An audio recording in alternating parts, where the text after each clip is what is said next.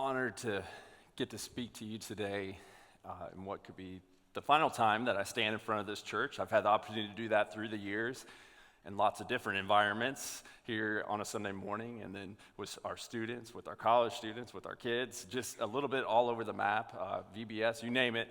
And over, God has given me the opportunity to minister, hopefully through the word, to his people. And I'm so honored to get to do that again here this morning. And yes, I'll use this to my advantage. This is my final time, so listen to it. I want to share a few personal remarks this morning, maybe give a quick update as well. But most importantly, I want to preach. Open your Bible to John chapter 6. I'll get there in just a minute because I have these other things to share, so I need to just jump right in. As you flip into John chapter 6, Pastor Carlos said this just a few minutes ago. I've been here almost 16 years. My wife and I came with no kids, just the two of us. 5 kids later, here we are, and we've grown up a little bit. And I think back to just so many different things we've experienced as a part of this church. I'm going to share a few of those things. But at the end of this service, we're going to have some of our team come up. We're headed to 5 Points. This isn't anything new for our church. You might have missed this over the last year, but over the last year, we've been preparing to see a new church started. We believe that through the planning of churches, that we reach people with the gospel, and that this work will lead us to people who need the gospel. And so that's why we're going. That's why you're sending us. And over the last year, we've been preparing for this, and this team will come up. We'll want you to pray over us, and it will be a really special moment for our team. I'm very, very, very proud of just all the people that God's called out to do this and what they're sacrificing, what they're giving up to say, let's do this together. And so this will mark this moment for us, and I'm thankful that we get to have this moment. So back to, I can't miss this. You can put the other slide up on the screen. If you're saying, Joel, do you still need help? Yes, we need help. We need people who, maybe just a few more, who might say, like, we're willing to leave Watkinsville and be all in with 5 Points Church and make that our church home. We need probably just a few people who would say, we're going to go and do that. But maybe you're sitting in here and probably 99.9% of you are this. This is your church home. This is where you need to be. But you could say, I could come help a little. And I'm just going to put this out there. For the first 3 months, really, we're looking for some people. We're going to have an afternoon service. Our first service is Sunday, January 7th, 4 o'clock, Wesley Center on Lumpkin. And we need kind of a rotation of people who will come and maybe like 1 week, help with kids. And then come back the next month for 1 week and help run a soundboard. I don't know. We're going to need little things along the way. And so if God might put it on your heart to just help 1 week for 3 months, for those 3 months, that could be incredible if we could have enough people who might just stop by and help us. So that might be an easy way. You can talk to me about that. You can send me an email. We can figure all those logistics out later. You can also go to 5pointschurch.org or scan that QR code, and at the bottom of that page, there's like a list there. So just a few personal remarks. Just thinking back over the years and what we've experienced in this church. And I think back to my first day here, really. It goes back to my very first day. And I showed up. It was a Monday. I'd never been to church here on a Sunday before coming and accepting the call to be the youth pastor in 2008 at Watkinsville First Baptist. And I showed up. It was a Monday morning. I'm here for work, and nobody was here. And I was like, are they playing a joke on me? I showed up, and I'm looking around, and I'm like, no one else is here. It's quiet. And we didn't have have the houses. It was just this building over here, and I walk up to the front door where those offices were, and nobody. I think eventually I just sit down against the wall, and I just wait there. I'm like, is anybody going to come? And I see Mr. Pat over there. Miss Nancy comes walking up about 30 minutes later, says, I'm sorry, I'm a little late today. I had to go to the post office. And I guess on Mondays, people just, came in a little bit later. And so there I was, waiting to get into church to start work. And that was my first day. Before, I had never experienced a Sunday here. When I came in 2008, a lot of you guys might know this and remember this. We didn't have this building. We didn't have the kids building. We had our worship services over there in the gym, in the Life building. That's now the student center. And we were growing like crazy. So the services are over there. We have kids, preschoolers, adults, students, all in that chapel building. And we were running out of room. We didn't have enough room. And eventually, I think at one staff meeting, I was like, I'm going to have to figure something out here. I'm going to put some tents up outside. And so we put up tents, literally where the lobby and commons area is. We were setting up tents every Sunday. It got me a taste of church planting, I think. And we're setting up tents that have flaps and heaters because it was in the middle of the winter. And we're putting kids in small groups outside in tents. I don't know how people kept coming back, but here we were. And so God's just allowed us to experience so much here. Even when we first arrived, you can show that picture. There's Jen and I just here. Youth events. That was it. We were experiencing youth events week after week and doing all kinds of stuff there. And we didn't have a place to live, though. We moved here in 2008 in the middle of the housing crash. And we we had a house. We couldn't sell it. It took us 3 years to sell. And eventually somebody said, well, you could live at the church house. So we had the house that's down the hill where we have the picnic and stuff. And so we set up a mattress in one of the rooms. And that was going to be we'll just camp out here in between youth events. And we did that for a little while, but we really quickly learned that house was really busy. Some of you guys were there all the time. There was parties and showers and I didn't realize this, the first time I was headed down the hall and, it was bedtime and somebody shows up at the front door, hey, okay, I'm going to go back into my room now. And so we experienced so much. And then after it was just the two of us here, we had our first, Jessie. She spent her whole life with this church and has experienced much in this church. And there she is, a little baby. And then we kind of entered into the hurricane years not long after that. We got into foster care. I call it hurricane because I feel like a hurricane's worse than a tornado, and so I'm gonna call it that. We started fostering, and we had a little 1-year-old boy after our first placement who came to live with us, and this is now our son, and he's with us. A few months later, we take in his half-sister who we didn't know was coming.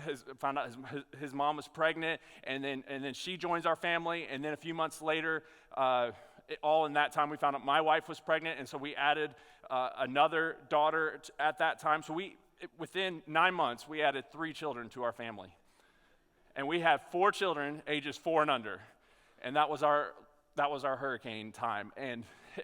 Just unbelievably crazy. And this church just walked beside us. And we had care teams. We had people helping us. We had people just supporting us through that time of foster care and taking care of all these children and then adopting them. And then a little bit after that, God brought us our youngest, Raya. And she was born. And you'll see this picture of there's our whole crew when she was about 1 year old. And you can even see it there. She had some significant health challenges. And she was on a feeding tube at that time, and we had spent a long time in the hospital. And in that season, I just bring this up again. Maybe you've heard me say this before, but I have a bad memory. I feel like I'm going to forget a lot of things that have happened through the years. But this moment and this season was so significant into our lives and a marker in my life, speaking to God's faithfulness. And it was in this season we didn't know what was going to happen with her health. We didn't know how we were going to pay the bills. We had these significant bills from the hospital at that time. Everything in our life broke. You've had those seasons before. Our AC broke, our car broke, appliances broke, everything broke in the middle of all this. We didn't say anything. We didn't express our need, really. And God just started putting it on the hearts of people to come alongside of us. It was unbelievable. How people they would send us a check, or they would show up, they'd bring a meal. It was all these things that happened.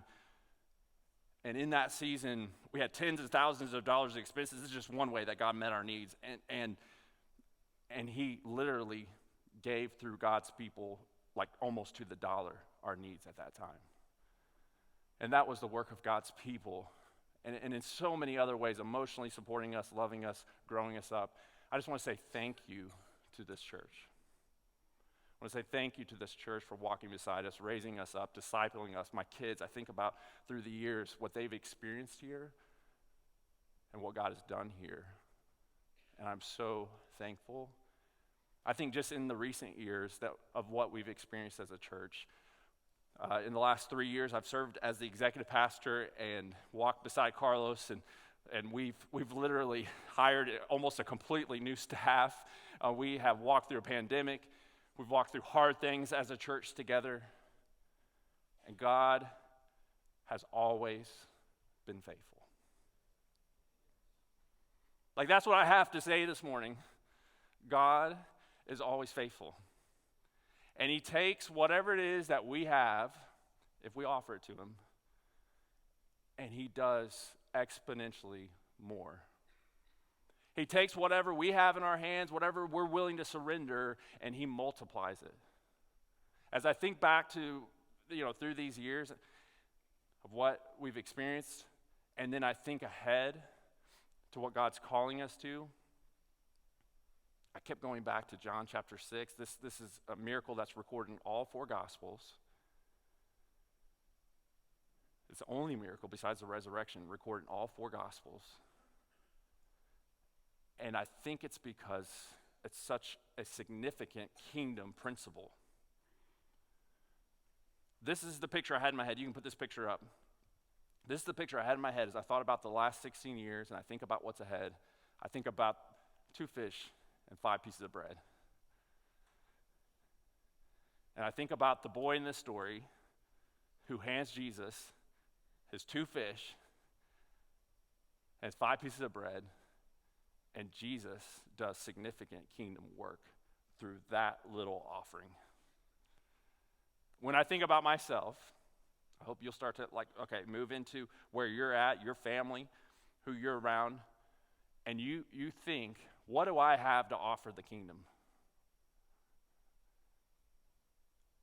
I say to myself, I am the most ordinary person you'll ever meet. My personality has nothing to offer. I have no great giftings. I'm not really great at anything. I'm okay at a lot of things, it feels like. And yet, I've handed Jesus, not always, very imperfectly, but I've handed him what's in my hands, and I've seen him do so much. So in John chapter 6, we're going to look there together.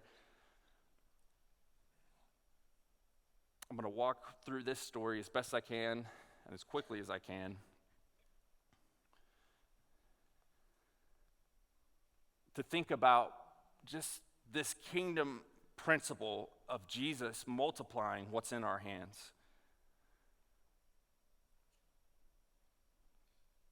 There's a lot happening here, and John's gospel in particular wants to draw us to the fact that it's the time of Passover. That's significant, I think, because of the way in which John wants to frame this story, and I think it's significant for us as we think about who Jesus is, and that will be the final point I'll get to. Passover was the celebration of God delivering his people out of Egypt. You remember the story in Exodus when Moses came to Pharaoh, and through 10 miraculous acts, he brought the people who were enslaved in Egypt out of Egypt and into the wilderness. And that final miraculous act, they slaughtered lambs and they put the blood of the lambs over the doorpost so that the angel of the Lord would pass over his judgment. And this Passover is in view as Jesus is there with this group of people, literally in the wilderness. Moses delivers God's people out of Egypt, and they're in the wilderness. You remember the story there in Exodus? As they get out into the wilderness, people are looking for food. They eventually get hungry. We all get hungry eventually. And God does this incredible miracle. I still, one of those, you read the Bible and it just never gets old. He rains down bread from heaven, manna, and it's there for them to eat. And all of Israel can look back at that story and know how God provided. that in the wilderness he gave them bread. So here in John chapter 6, we have all that in view as we see Jesus with a group of people literally in the wilderness. And we're going to pick it up in verse 5. Jesus lifts up his eyes. He sees the large crowd. In the other Gospels, it makes sure that we see that Jesus is having compassion on them. And he says to Philip, "Where are we to buy bread so that all these people may eat?" He said this to test him, for he himself knew what he would do. Philip answered him, 200 denarii worth of bread would not be enough for each of them to get a little. One of his disciples, Andrew, Simon Peter's brother, said to him, "There's a boy here. He has 5 barley loaves and 2 fish, but what are they for so many?" Jesus said, "Have the people sit down." Now there was much grass in the place, and so the men sat down, about 5,000 in number. Jesus then took the loaves, and when he had given thanks, he distributed them to those who were seated. So also the fish, as much as they wanted. And when they had eaten their fill, he told his disciples, "Gather up the leftover fragments, that nothing may be lost." So they gathered them up and filled the 12 baskets with fragments from the 5 barley loaves left by those who had eaten. When the people saw the sign that he had done, they said, "This is indeed the prophet who is to come into the world." Perceiving then that they were about to come and take him by force to make him king, Jesus withdrew again to the mountain by himself. What I want to do now is just take you through each of the persons in this story. And I've organized them into these 4 groups. First, we have the disciples who were stumped, the boy who gave up his lunch, the people who were looking for a king, and the true and better Moses. I'm going to just take you through each one of these, and that will be kind of the outline as we walk through this story. First, we have the disciples who were stumped. Jesus goes to Philip, and he says, "Philip, what do we have to do to feed all these people?" And Philip goes right to work calculating what it would take to feed the people. And right there, I'll stop and just say, I'm Philip. Do we have any Philips in the room? We're like those people at heart who like to make plans. We don't like to get caught off guard. We like to think step by step. How are we going to make this happen? I think even in this church planning endeavor that we're working on, my immediate thoughts always start there. All right, what's the plan? What are the people we need? What are the steps we need to take? What's the budget we need to build out? And we calculate and we calculate. And we see that even with Andrew as well. Andrew's like trying to think of a solution. What do we do to make this situation better? But Andrew's a little more the social person. You know, there's those of us who sit back and we calculate and we're like, all right, what's it going to take? And he comes up with like basically a sum that would equal about half a year's salary for somebody. So he's saying, it's going to be about $250 per person. We're talking $25K, Jesus, to get all these people fed. And I don't know if you realize, but we're homeless. We don't have any money. So how's that going to happen? We're going to take up an offering here? And then even then, I mean, just right, our mind goes to the logistics of this. Like, we feed 1,000 people for a church picnic every year, and we have to order that food like a month in advance, okay, just to start cooking a month in advance. So even if we had the money, how are we going to see this happen? How are we going to feed all these people, Jesus? And Jesus is testing them. Why is he testing them? Andrew says, well, here's this boy over here. He's got some food. And, you know, that's the social. He's like, hey, we'll figure it out. Like, who's got food? He's yelling out in the crowd somehow. And he brings up this boy. But he says, what is that with so many? And immediately he downplays what's in the hands of this boy. So the disciples are stumped. Their brains can't calculate how to fix this problem.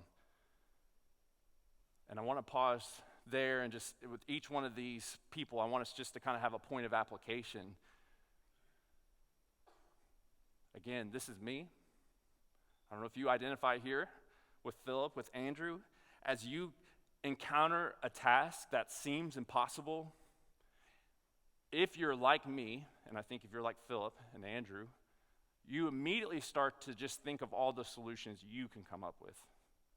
In fact, the harder it gets, the more I'm tempted to just buckle down, work harder, figure this out in my own way. And this is where I bump up against what I know God so often wants me to do. What is that? It's for us to realize this truth. Our job is not to figure out the impossible. Our job is to take whatever it is we have in our hands and hand it to Jesus. Our job is not to figure out the impossible.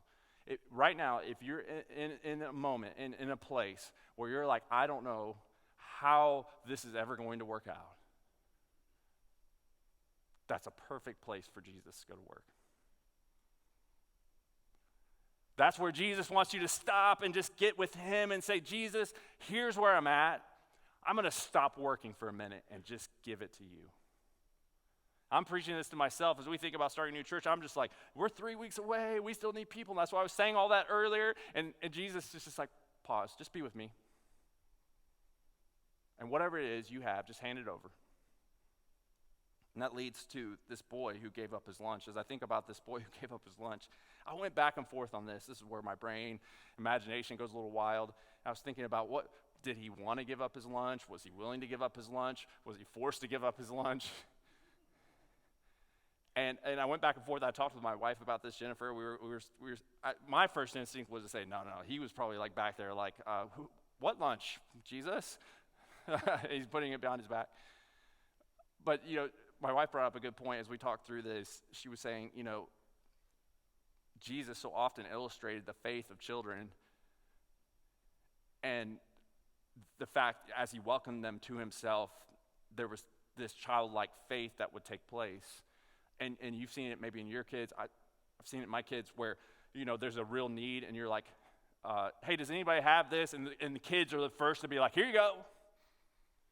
And so more than likely, this boy, I feel like even to mention the fact that he is a boy just could be a signal to the fact that he willingly gives up his lunch. I think about myself in that situation. Maybe the boy was like this too, who knows? But I think about myself in a situation like this. I think about how we're wired in our flesh. And that is to not want to give up things, especially when things are scarce. Anybody remember back to the pandemic? Anybody remember toilet paper? Anybody remember that time when we started hoarding that and selling that like it was gold? Like, we're wired when things are scarce to hoard and just say, I may not have enough, so I'm going to make sure I have enough. What is that? What's happening when we do that? When you start to say, I don't know how I'm going to have enough money to pay the bills this month. I don't know how all this is going to work. We start to fear. We become anxious, which is just another form of fear. And what's the command that's repeated the most throughout the Bible? What is it? Do not fear. Do not be afraid. Because Jesus knows this, and it's illustrated perfectly in the story right after this story. Jesus feeds the 5,000. He sends the people away. He then sends his disciples in a boat across the sea, and then he's praying, and then he comes down off the mountain, and then he walks on the sea. Remember that part of the story? That happens right after this one. And Peter says, Jesus, if that's you, call me out. And Jesus calls Peter out. He gets out of the boat. He walks on water. And as Peter walks on water, it's good for a second, but then he starts to look around. He sees the waves. He takes his eyes off Jesus, and what happens? He starts to sink, and he becomes what? Afraid. He took his eyes off Jesus. I know in my life, when I take my eyes off Jesus, I'm quick to become anxious. I'm quick to become fearful. I'm quick to think I'll never have enough and I'll never be enough. And this does not line up in the kingdom. In Jesus' kingdom, there is always enough. Always. In fact, there's always more than enough. And here's this application point. Our not enough is his more than enough. Our not enough is his more than enough. He takes whatever it is in our hands that, like two fish, 5 pieces of bread. This is not going to feed everybody, Jesus. Like, let's just be real about it. And Jesus said, that's enough. That's all I need. So all I needed was for you to give up what was in your hands. I'll take it. and watch me multiply it. That's the kingdom principle, that with Jesus, things never run out. He's the owner of a cattle on 1,000 hills. He's the well that never runs dry. He's the cup that always runs over. And when they run out of wine, he just takes water and turns it into wine. That's Jesus. There's always enough. In fact, there's always more than enough. Because you get to the last part of this story, last part of Jesus turning this fish and bread into where they eat and they are fulfilled. They're like stuffed themselves. And then there's 12 baskets left over. As Charles Spurgeon says, when Jesus gives, he gives like a king. It's one of my favorite quotes of all time. When he gives like a king. Number 3, we have the people looking for a king. Did you notice in verses 14 and 15 that when the people had eaten their fill, they had been entertained all day, that they're ready to go make Jesus king? What they had witnessed that day was quite significant. It says that Jesus was doing great miracles. I mean, imagine this huge crowd that's come along to see Jesus here. And you're picturing just one by one, people are coming up to Jesus. Here's somebody who's blind. They come up to Jesus. He touches their eyes, and they're healed. And they're like, I see. And people are freaking out. They're clapping. And then the next person comes up, and they can't hear. And Jesus touches their ear, and healed instantly. And maybe like song breaks out. This is where my imagination goes again. Song breaks out, and they're singing this incredible melody or worship. And it's like this we could do all the time. We love this. Right in this moment, everything that we need, Jesus is fixing. In fact, we didn't have anything to eat. And just like that, Jesus gave us food. This is great. We didn't have to work for it. We just sat down on the grass. What a setup. And Jesus knows what's in their hearts and why each person is there. And there in verses 14 and 15, it says, they're ready to make him king. And Jesus knows what's in their hearts, right? And he knows that in them wanting to make him king, it's not the kind of king he's come to be. Because he knows that these physical needs we have are just that, they're physical needs. And that there's something deeper that he's come to meet, and that is our eternal need for him. So we have the people looking for this king in Jesus saying, I've come to meet an even deeper need. And I just want to make this application point. And here's where we fall oftentimes. What we think we need is oftentimes not actually what we need. And here's my testimony. Jesus is all we need. What the people needed was not what Jesus could do for them, but Jesus himself. What we need, and this shows up in our prayers when we're like, Jesus, and he cares about these needs. He cares about when I'm saying, God, I don't know how I'm going to pay the bills. I don't know how we're going to get by. I don't know what we're going to do in a few weeks. He cares about those things deeply, but most of all, he just wants to be with us. And so what we think we need is oftentimes not actually what we need. Jesus is all we need. And then fourth, I want you to see Jesus. I want you to see the true and better Moses. There's a really short story in the book of 2 Kings, chapter 4, about Elisha. If you blink, you'll miss it. But it gives us, again, a little context for what happens in this story. There's a famine in the land. Elisha the prophet is there with 100 men, and a guy comes with 20 pieces of bread. And Elisha says, God's told us that he's going to feed all these people with that. And they look around, they're like, how's that possible? And he does. And so in this story, as Jesus feeds the 5,000, we see a true and better Elisha. But not only that, we see a true and better Moses. I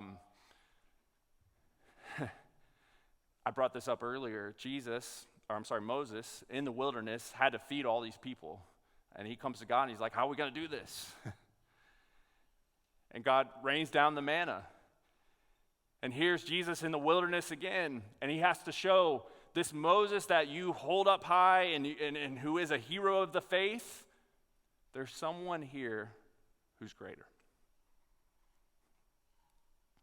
Yes, Moses fed those people with bread from heaven, but that was actually God. And right now, I'll show you how I can take what's in your hands and I'll multiply it out. But let me just take it one step further, okay?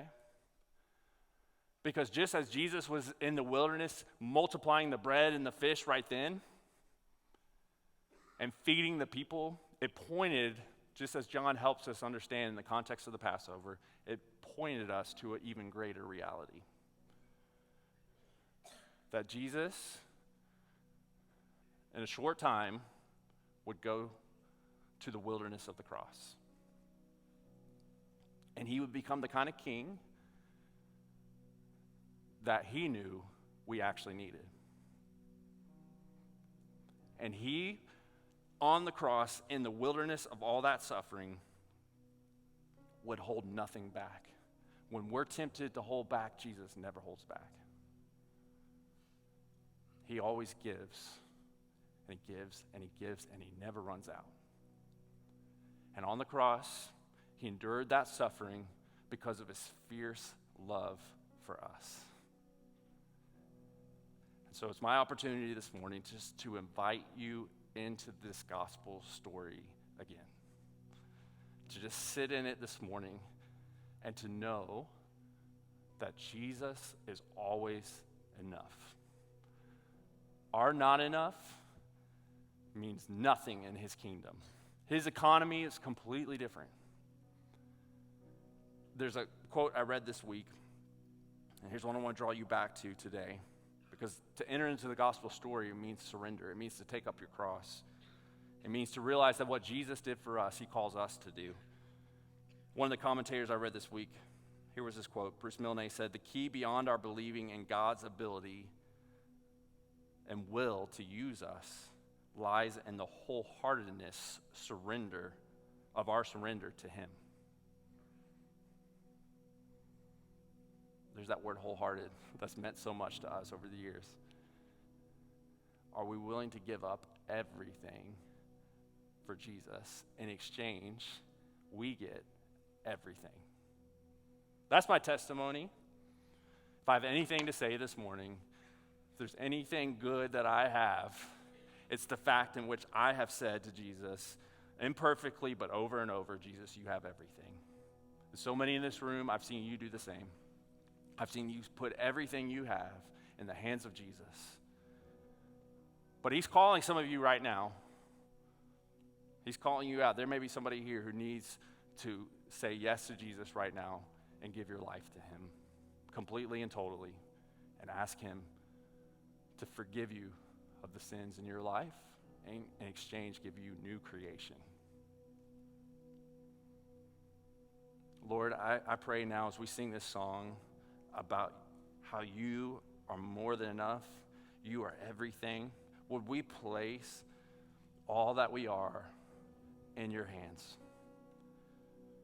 We surrender everything over to you. God, it's yours. If there's people holding back, maybe they're holding on a little bit, God, I don't want to give that up. Right now, move them to a place of surrender. Move them to a place where they know there's something better waiting on them. You're waiting on them, Jesus. So we sing this song, God, work in our heart. May we do business with you, pray with you. God, change us right now. And in your name we pray these things, Jesus. Amen.